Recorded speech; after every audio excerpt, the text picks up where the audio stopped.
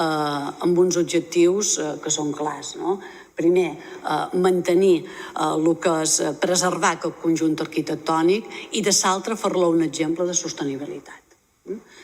En definitiva, per acabar, és fonamental comptar amb un pla director arquitectònic per planificar les actuacions que volen dur a terme Llatzeret d'acord amb els usos que té, que són ús cultural, ús formatiu, social i turístic.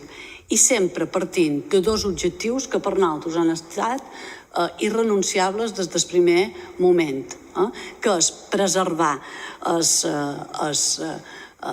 aquests béns que hi ha a Llatzeret i, d'altra banda, convertir-lo en un model de sostenibilitat, per exemple, en el que és gestió d'energia i aigua, entre d'altres.